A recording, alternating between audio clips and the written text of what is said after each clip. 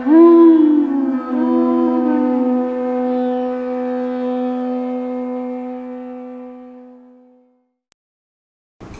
Namo Bhagavate Vasudevaya.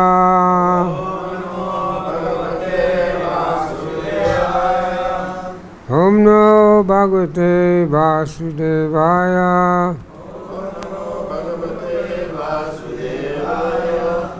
Om Namo Bhagavate Vasudevaya.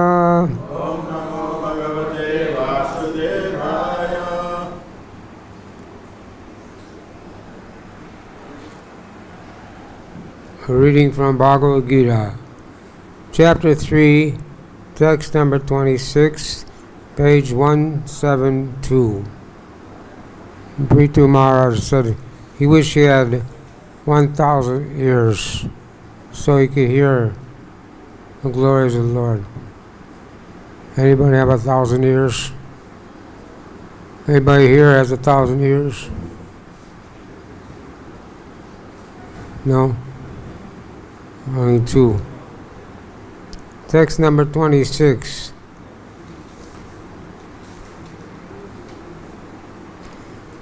Na buddhi vedam janayed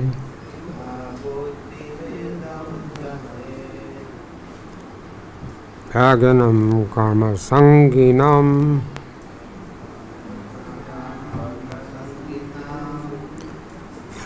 Josayat Sarakarmani Vidvam Yukta Samachara. Word for word. Na, not. Buddhi Vedam, disruption of intelligence. Jajayat, he should cause. Aganam, of the foolish. Karma sanginam, where attached the fruit of work. Josayet, he should dovetail. Sarva, all. Karmani, work. Vidvam, a learned person. Yuktaha, engaged. Samachara, practicing. Translation purport by His Divine Grace A.C. Bhakti-Vedanta Swami Srila Prabhupada.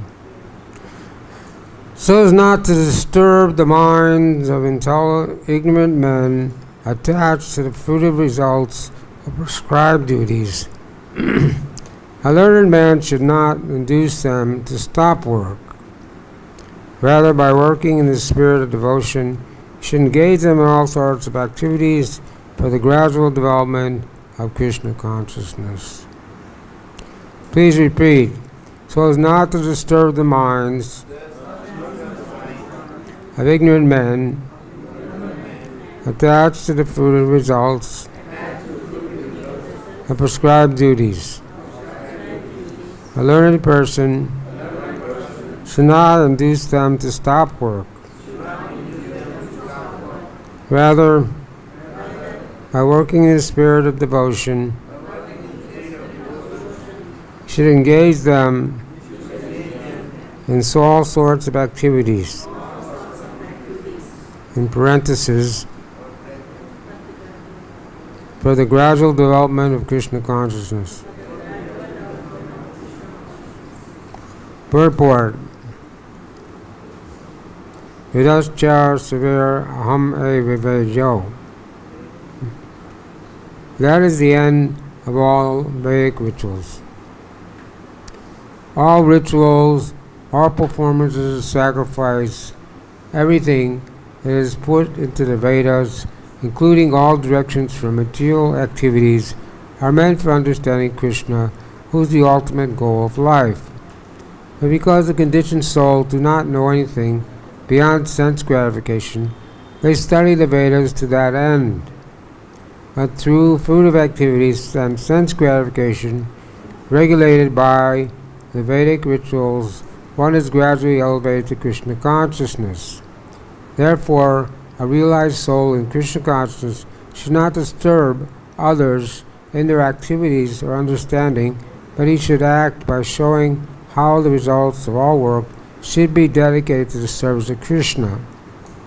A learned Krishna conscious person may act in such a way that the ignorant person working for sense gratification may learn how to act and how to behave.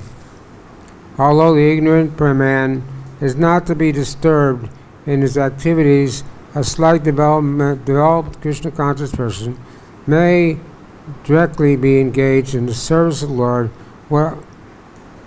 A slightly developed Krishna conscious person may directly be engaged in the service of the Lord while waiting for other Vedic formulas. For this fortunate man, there is no need to follow the Vedic rituals, because by direct Krishna consciousness, one can have all the results one would otherwise derive from following one's prescribed duties. Om Arganatram Dasya Janadana Sakaya Sakshurimitam Jana Tasme Shri Gurve Namaha Shri Chaitanya Manobhistam Sapitam Yena Bhutlai Swayamrupa Gadamayam Dante Swapadantikam Shri Krishna Chaitanya Prabhu Nityananda Shri Advaita Gadadhar Shri Vasudeva Gaur Bhaktivinoda Hare Krishna, Krishna Krishna, Hare Hare, Hare Rama, Rama Rama, Hare Hare. So as not to disrupt the minds of ignorant men attached to the fruitive results of prescribed duties, a learned person should not induce them to stop work. Rather, by working the spirit of devotion, should engage them in all sorts of activities for the gradual development of Krishna consciousness.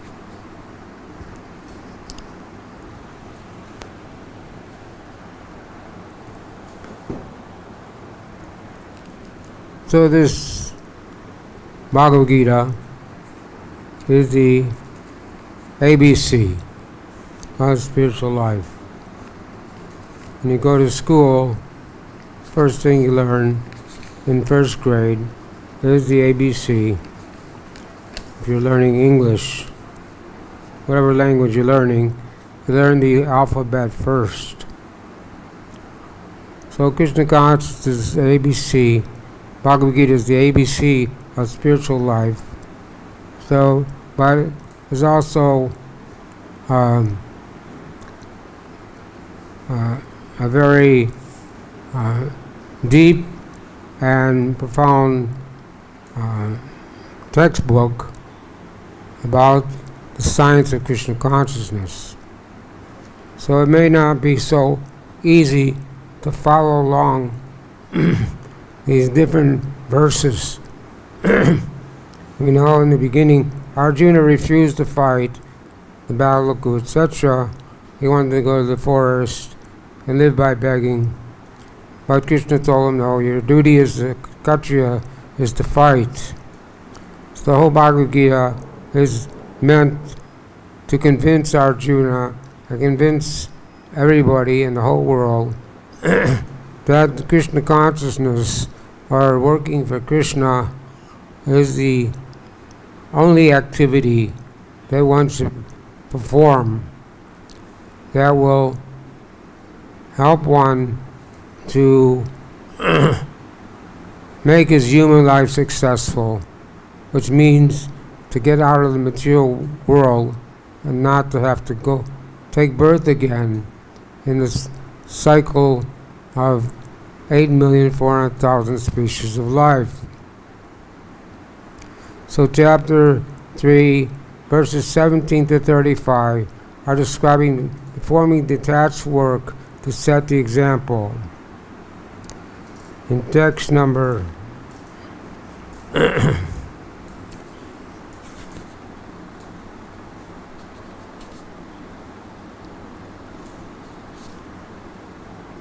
text number 21, it says, Yada yada acharati shrestas tad tad evataro jana sajat paramam kurute lokas tad anuvartante.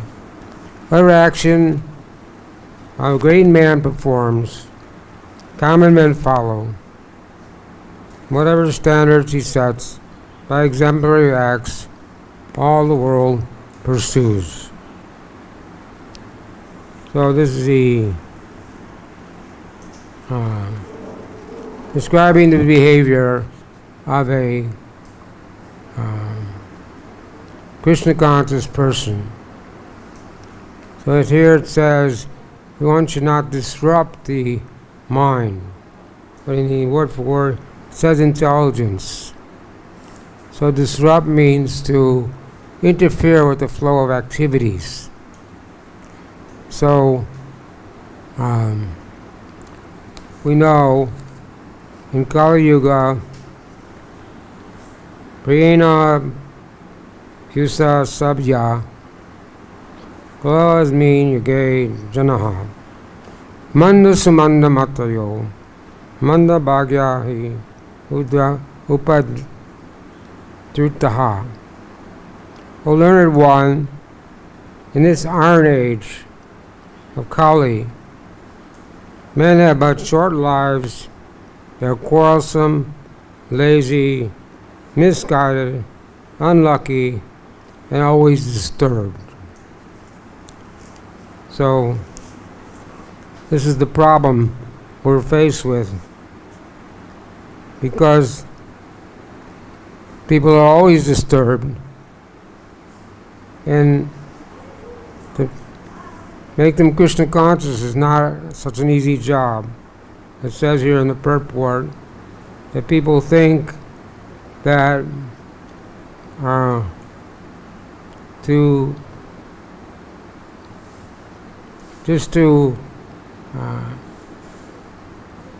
they think because the conditioned soul do not know anything beyond sense gratification, they study the Vedas to that end. So 1896 or something, one person from Ramakrishna Mission went to America and started Vedanta Society. But because he didn't teach people to give up sense gratification, they didn't have effect on people, didn't make anyone a devotee of Krishna, or help anyone understand the Vedas, because the Vedas are very complicated. There are 4 Vedas: Rig Veda, Yajur Veda, Sama Veda, Artha Veda. So the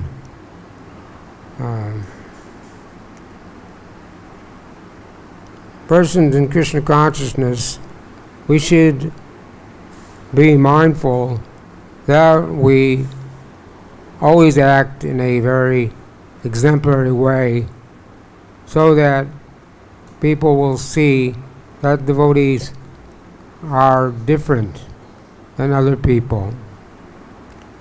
And devotees live a very different lifestyle.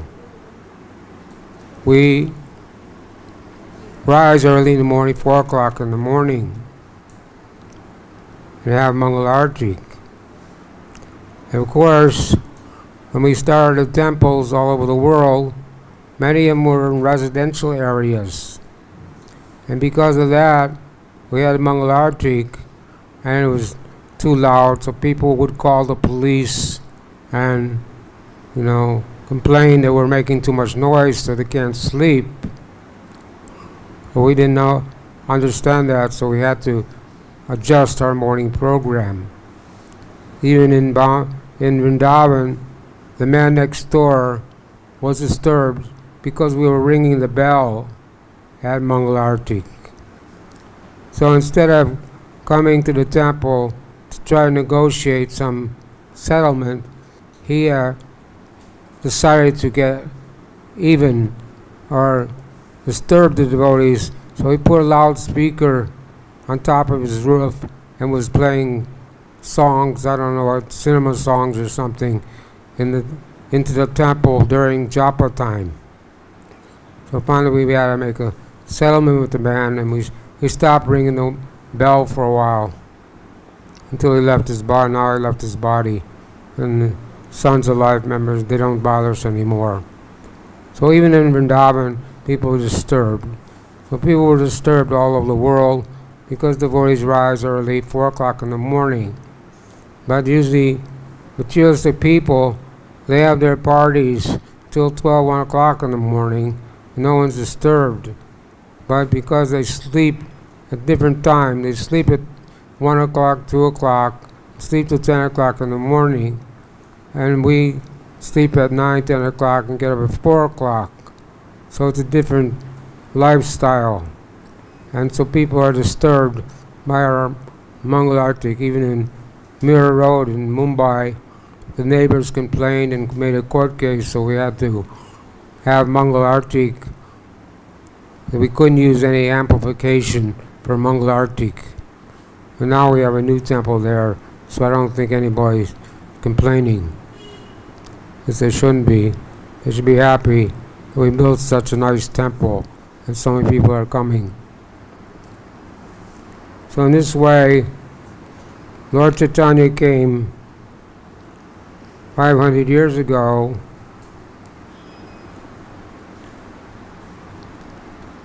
Vairagya Vijanija bhakti-yoga Sankarta Eka Purusam Purnaha Shri Krishna Chaitanya Chirira Jarari Kripam Buddhi Jastam Aham Papaje.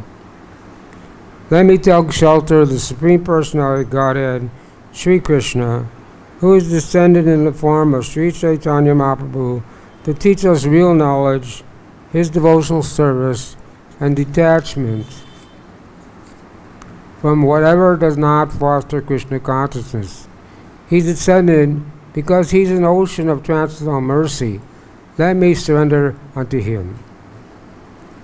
So Lord Chaitanya came as Bhakti Avatar, came in disguised form as a devotee.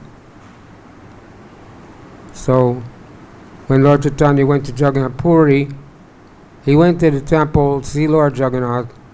After seeing Lord Jagannath, he went into ecstasy and fainted.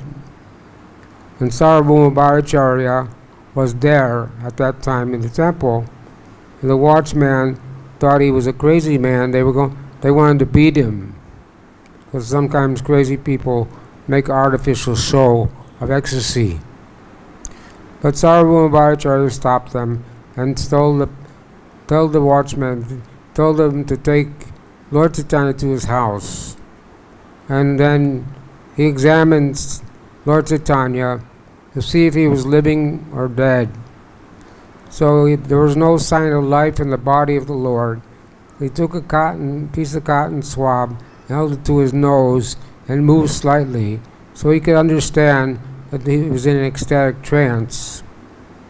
But even though he understood that, he couldn't understand that Lord Chaitanya was the Supreme Personality of Godhead, because he was a Mayavadi, and he was called the reservoir of all bad logic. So his brother-in-law was Gopinath Acharya. He was a devotee, and he had to come there and quote a few verses from Bhagavad-Gita and Mahabharata to prove to Sarvabhauma Bhattacharya that Lord Chaitanya actually was the Supreme Personality of Godhead. But in different places in the Vedas and the Srimad Bhagavatam, Krishna is called Tri Yuga. He only comes in three yugas. He comes in white, yellow, and black. The white, red, yellow, and black. But there's no Yuga avatar in the Kali Yuga. The Lord Chaitanya is yellow, but he comes as Bhakti avatar. But he is the Yuga avatar. So he came in the role of a devotee. And he set the example of how to be a devotee throughout his life.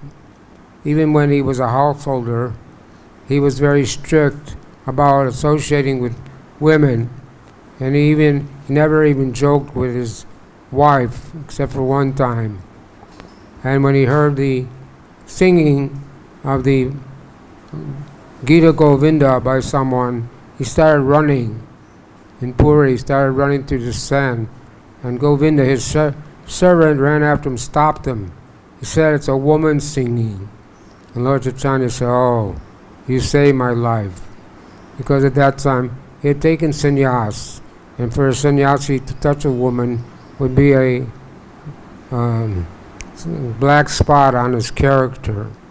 So Lord Chaitanya set the example how one should live a Krishna conscious life. So he was very strict about associating with women, and he lived a very detached life and preached Krishna consciousness all over India. And he also wanted that Krishna consciousness be preached all over the world. So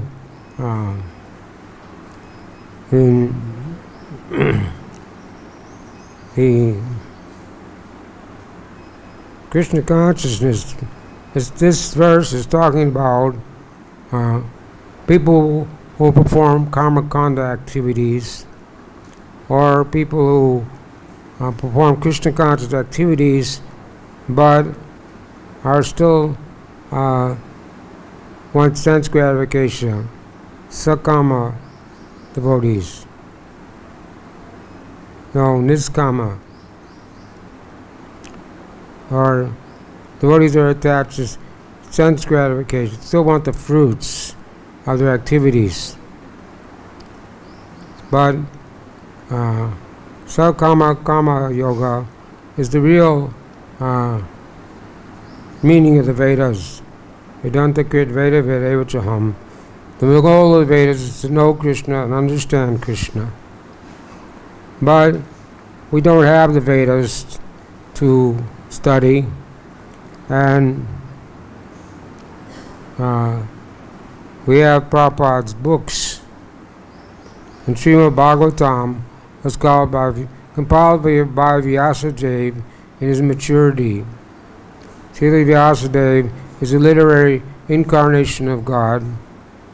And before that, in Dwapara Yuga, in the other ages, people had strong memory, Shrutidhar. They could hear one time and remember everything. And in Kali Yuga, where one of the qualities is bad qualities, that one has short memory. We can only remember what we did a couple hours ago, what we did yesterday, what we did this morning. So then Srila Vyasadeva was sent to compile all the Vedas. After he compiled all the Vedic literatures, and the Puranas and Itihasas, he was feeling despondent or dissatisfied. So Narada Muni came, who was the spiritual master, and asked him why. He asked Narada Muni, what's the reason for my being despondent? I did so much work, compiled so many literatures. And his conclusion was that he had failed to delineate or explain clearly the path of pure devotional service. Bhakti mam amajananti. Krishna says only by devotional service I can be understood. So these other paths, karma kanda, jnana kanda, all these other paths are there. The jnanis, the yogis, the karmis want fruitive activities, the yogis want mystic powers, but the devotee, they are only want to develop Krishna consciousness. So there's no need for any of these other forms of yoga. The word yoga means to link up with the Supreme. People in America, all over the world, they have these yoga centers where people go there and practice some gymnastics to keep their body healthy. They think that that's what yoga is meant for.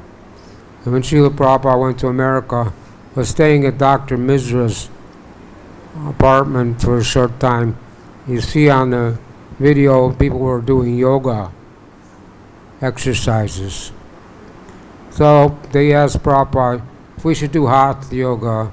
Prabhupada said hatha yoga is not required. If you want to keep your body fit, you can do any kind of exercise you like. So, but it's not restricted.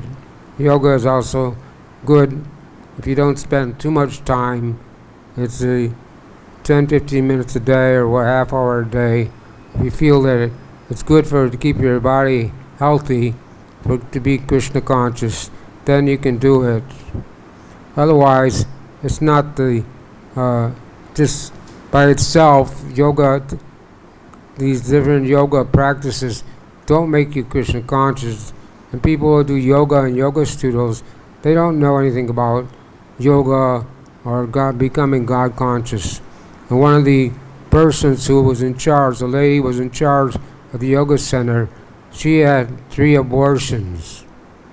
So she was teaching yoga, but she didn't know that having illicit sex and having abortion was wrong. So the whole world's like that. People doing yoga here and there and everywhere. And sometimes we teach yoga classes just to attract people to Krishna consciousness in a gradual way. So that's what's being said here, that we should teach people how to become Krishna conscious in a gradual way, and not to disrupt them or disturb them. But we see that when Lord Chaitanya was in Navadvip, they were having Naga Sankirtan every night at Srivasa's house, in the daytime throughout the village, and the local Brahmins were called Hindus, were supposed to be Hindus, complained to the Qazi. Now, this Krishna conscious movement, we're not Hindus. It's not Hinduism. Hinduism is something that was invented. At one point, some people were living on a river called the Sindhu River, and the Muslims couldn't pronounce that word, so they called them Hindus. So not really a bona fide religion.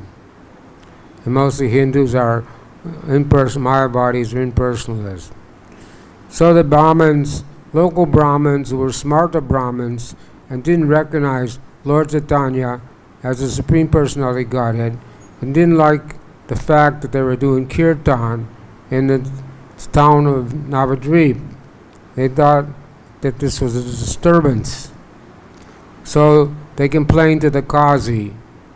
The Qazi was in charge.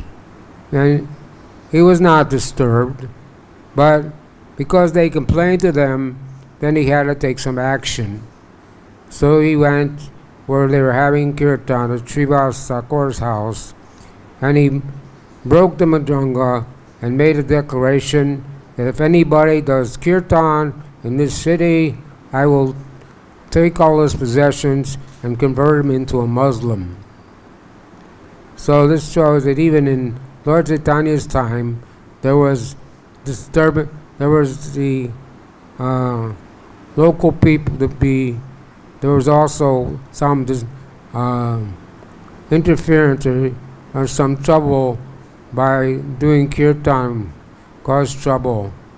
In other countries, devotees preached in Indonesia, Malaysia, Singapore.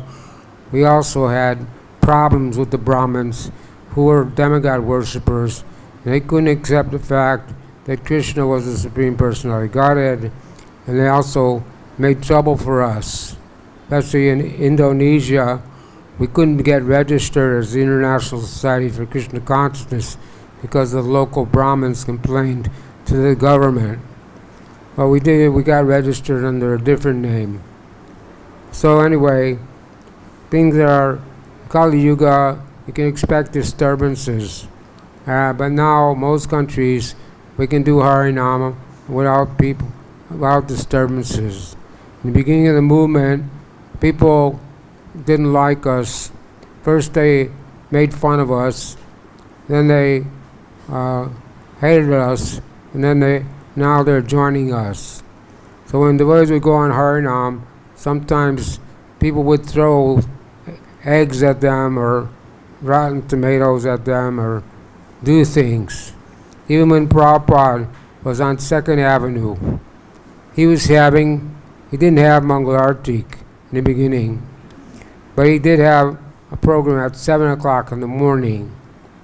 And the man upstairs didn't like the kirtan and thought it was noise. So he went through the trouble, this was told to me by one devotee who interviewed people for Prabhupada's biography. And the man cut a hole in the floor of his apartment and threw a bucket of water down on the devotees. Tried to just stop the kirtan.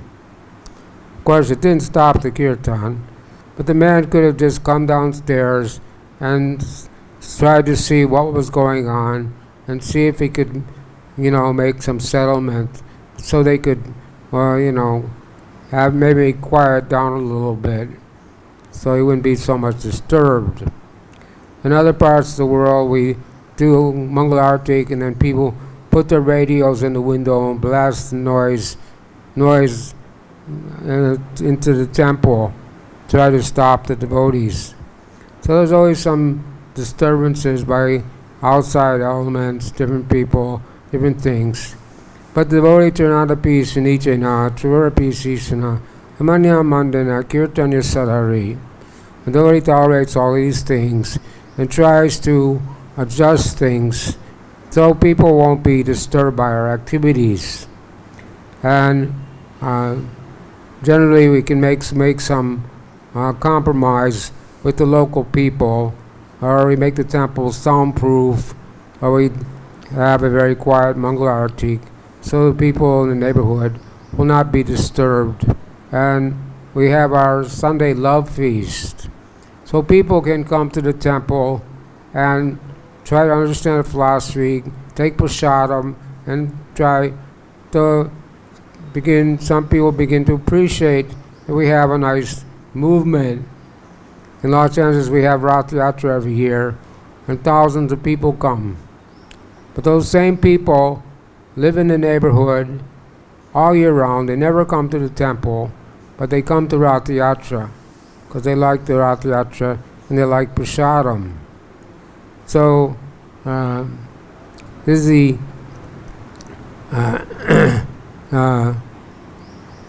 thing that people, it's very difficult to get people to become Krishna conscious or take up Krishna consciousness.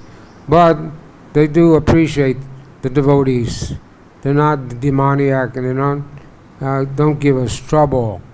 Even in Poland, when we started, Indraduna Swami has his festival.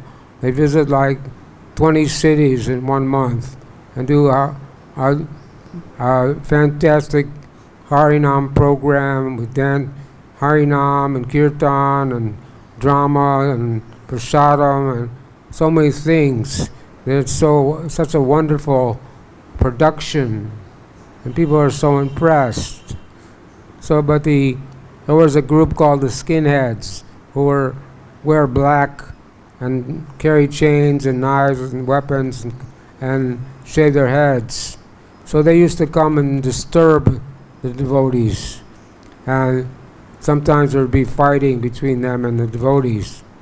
So one time they came to the program, and devotees were watching to see what was going on, and those people that came to disturb the program, they joined in the kirtan and started dancing with everyone. So sometimes people are disturbed, but the kirtan goes on. In New York City, the devotees are going on Harinam every day, and downtown New York. And there was one man who was selling newspapers, and he didn't like the devotees, so when he saw the devotees, he would scream obscenities at them and talk bad about them. Then they stopped doing Harinam for some reason. When they came back 2 years later, the man was so happy to see the devotees. He had a change of heart. He said, "Where have you been? I have missed you people." So sometimes devotees, people do get, maybe start our demons, but they do get a change of heart, and they begin to appreciate Krishna consciousness.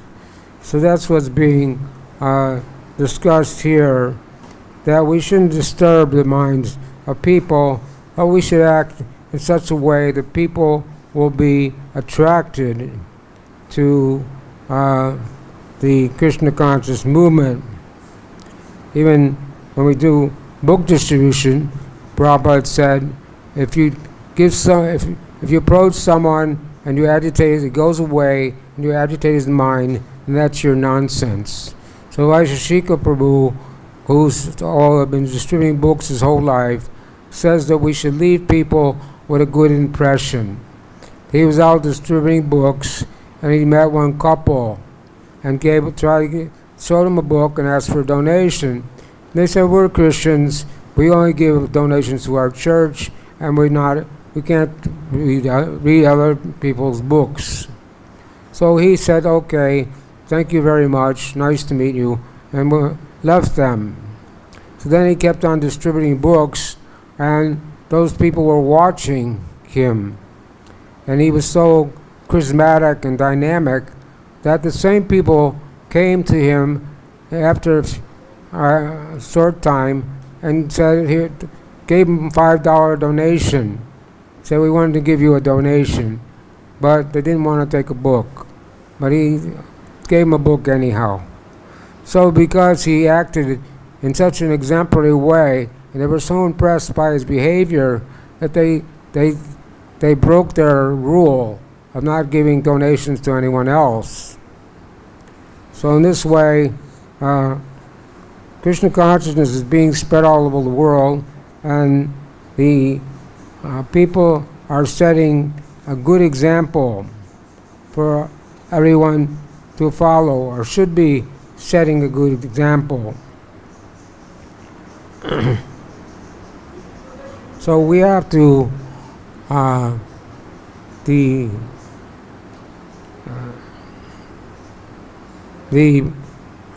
duty of the Krishna consciousness movement is to teach people how to act and how to behave. In the modern society, people don't know how to act and don't know how to behave.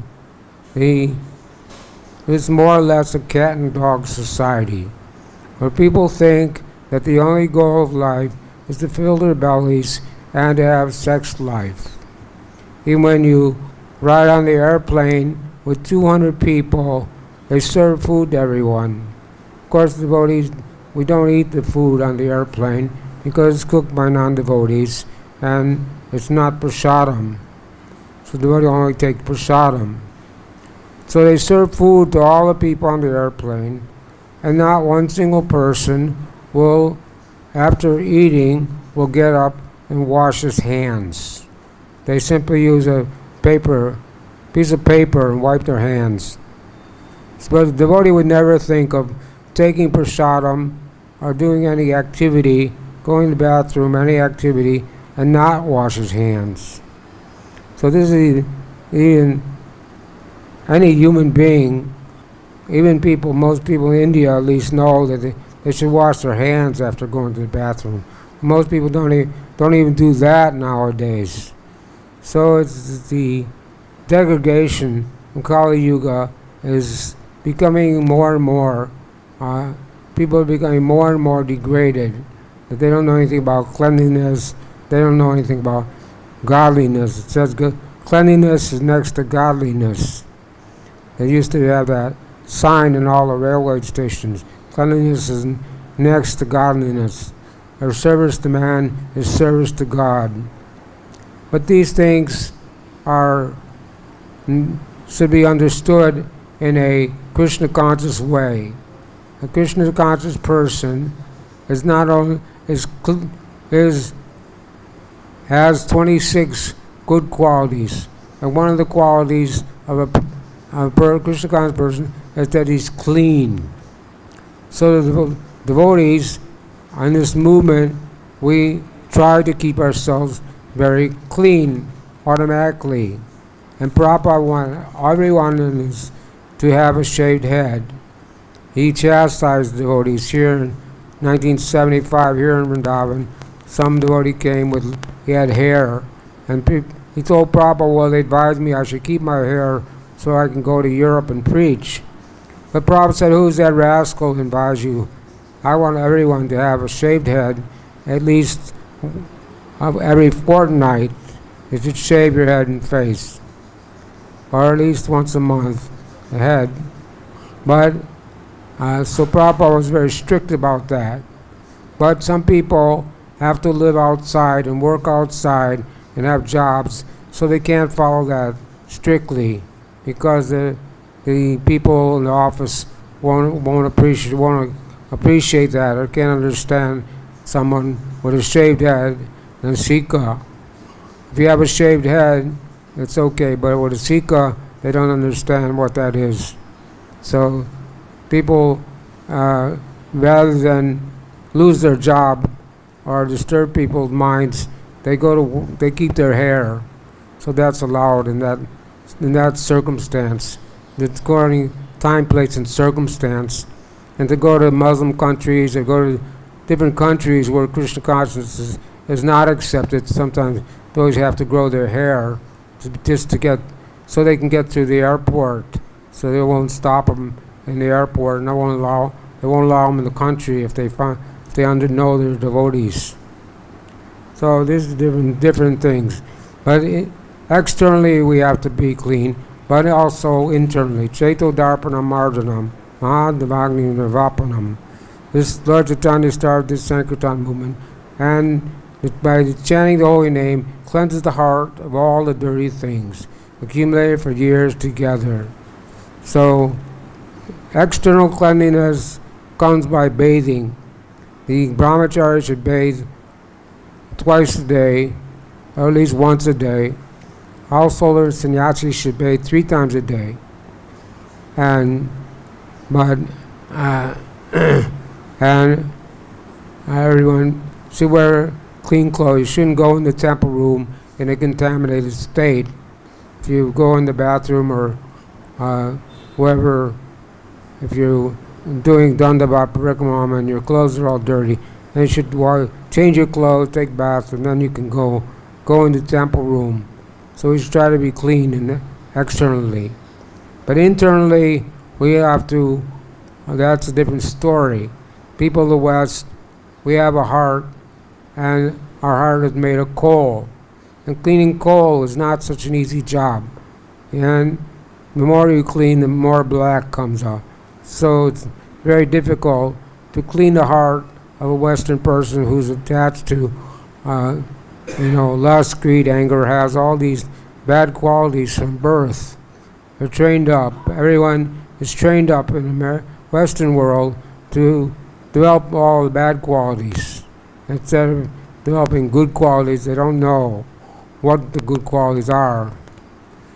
So the Krishna conscious movement, we're teaching people how to develop good qualities. Ado Guru Ashraya. It says that first one must accept a spiritual master. Tadvidi Paripatena Paripasena Sevaya Upayakyanti Tegyanas Kyanastapa Darshanaha. One should accept a spiritual master and his service unto him. He can impart knowledge unto you because he has seen the truth. So the spiritual master, at the time of initiation, everyone has to promise to chant 16 rounds the Hare Krishna mantra. Hare Krishna, Krishna Krishna, Hare Hare, Hare Rama, Rama Rama, Hare Hare. And also follow the 4 regulated principles: no meeting, no gambling, no intoxication, no illicit sex. We're reading in Srimad Bhagavatam class what is a civilized society, civilized human being. So there it says that one should perform sacrifice, but one should not kill animals and sacrifice and eat animals, animal flesh. And also says that one should not have illicit sex, even in married life. There's 4 ashrams: brahmachari, grihastha, vanaprastha, and sannyas, and illicit sex is not allowed in any ashram. But for a householder, it's a concession. If householders want to have want to have sex with the permission of the guru, they can have sex only for the purpose of begetting Krishna conscious children. Otherwise, not. So grihasthas may say that it's okay to have illicit sex, and because they can't control themselves, they say it's okay. But according to Srimad Bhagavatam and according to the Bhagavad-Gita, Krishna says, I'm sex life according to religious principles, which means once a month, only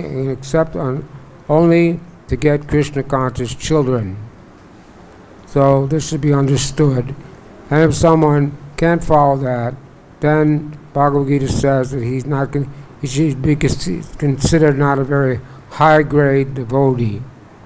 Not that he should stop practicing Krishna consciousness, but he should understand that he's not doing what he's acting in a proper way, but gradually after the age of 50, one should take the vanaprastha, renounce the family life, and give up all connection with women, and then practice celibacy for the rest of his life.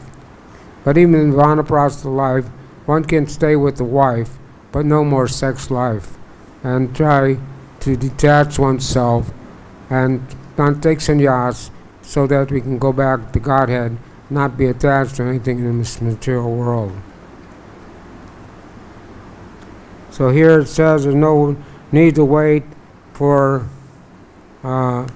people, although the ignorant man is not to be disturbed. His activities, a slight development of Krishna consciousness, a person may directly be engaged in the service of the Lord while waiting for other Vedic formulas.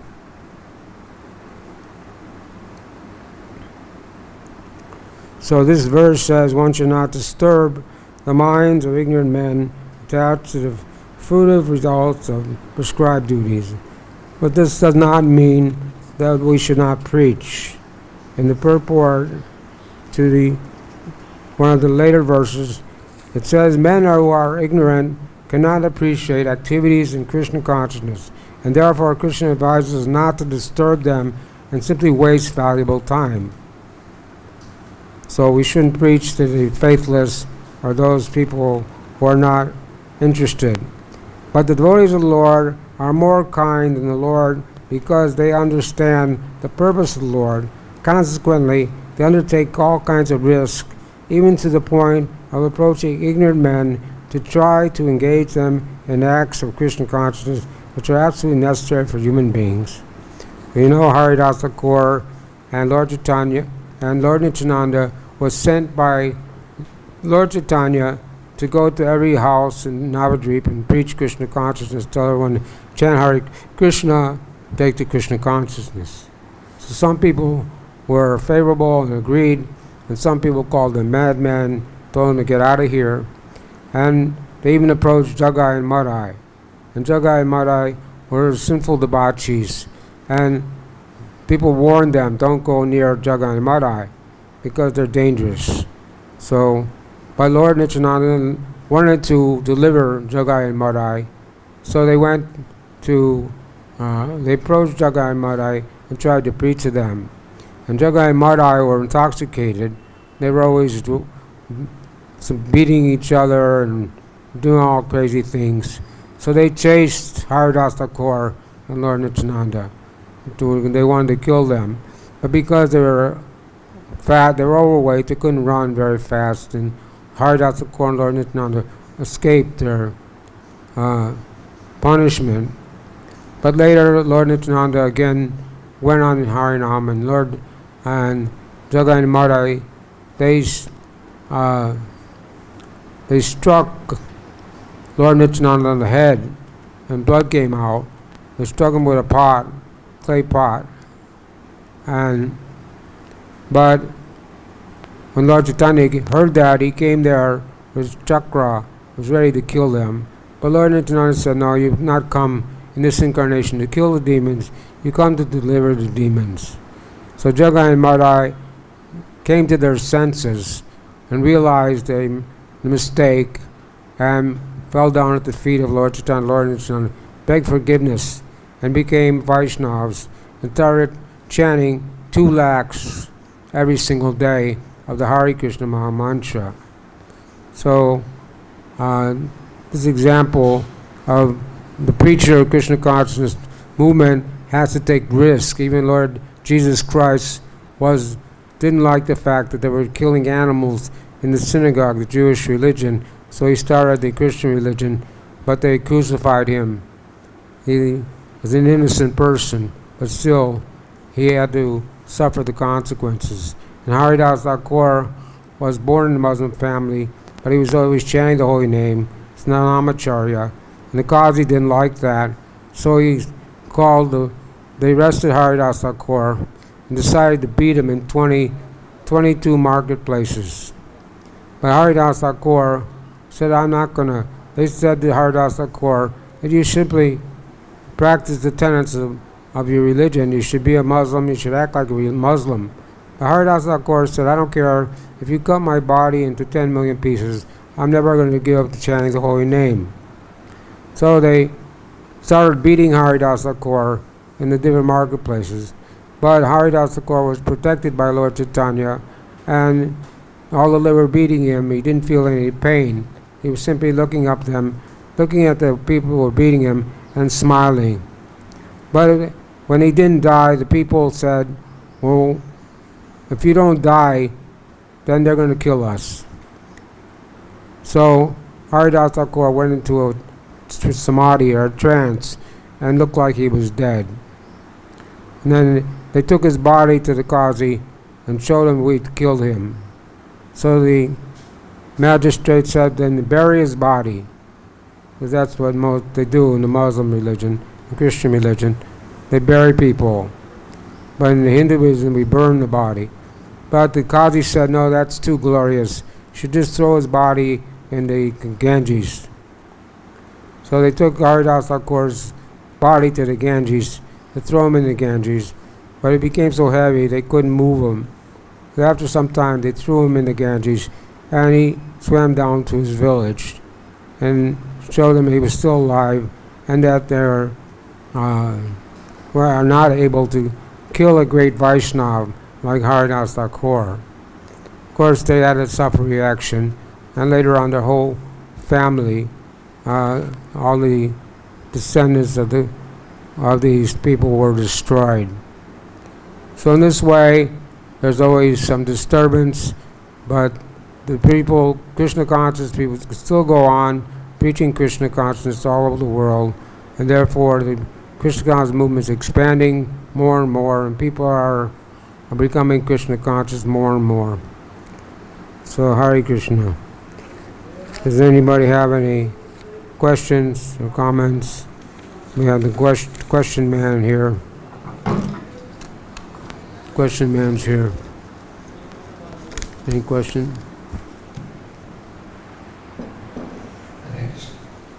Yes. You were speaking that there are disturbance always there. The disturbance always coming. You're ringing the bell, the neighbors are disturbed, and you're doing so many things that disturbance. So this disturbance from anadikala, life from the beginning of the life, everywhere the disturbance is there. So how you can come out from the disturbance? Even our body is giving us disturbance. So disturbance is always there. So how can we come out from the disturbance? He wants to know how to come out from disturbance from the body, right? So it says Lord, the 4 Kumaras, Sanat Kumara, told King Prithu that by taking shelter of the spiritual master and the Supreme Personality Godhead, then the modes of nature, the material elements, get burned up like firewood, burned to ashes. and one becomes detached from the body. So even while we're in this body, if you become Krishna conscious, you can become detached. Like Prabhupada was in his final days, he should have been in ICU, should have been in a hospital, taking all kinds of painkillers, but he wasn't taking any painkillers. He wasn't in ICU, but he tolerated the whatever disturbance was there because he understood he's not this body. So when we understand we're not this body, I'm Brahmasmi, I'm a spirit soul, and I have nothing to do with this body, and then when you'll not be disturbed by these different things, the disturbing elements that are there. But anyway, Chanadapi Sinichana, Churapi Sishna, Maina Mandina, Kirtanya Sadari. One has to be more tolerant than a tree, devoid of sense of all false prestige. In this way we can go on chanting. So the disturbances are there, but we still have to tolerate them and deal with them as the best we can, and go on and keep practicing Krishna consciousness. So whatever we having in our body, if we think in this body, then we can control our self, and whatever is happening, it will be happening, and we don't feel any disturbance. Well, we have to deal with it to be practical. And if you need a treatment, you go to the doctor. If you need medicine, you take medicine. No restriction. The Bhaktisiddhanta forbid his sannyas disciples to keep any medicine. But if they did get sick, he said that devotees could treat them with medicine. So, unnecessarily, we shouldn't take medicine unnecessarily, but if it's necessary, we can take treatment. Srila Prabhupada ki, Bhagavad-Gita ki, Lord Premanande. And I have a question. Why is senior citizen number 2, why you have 2 sticks?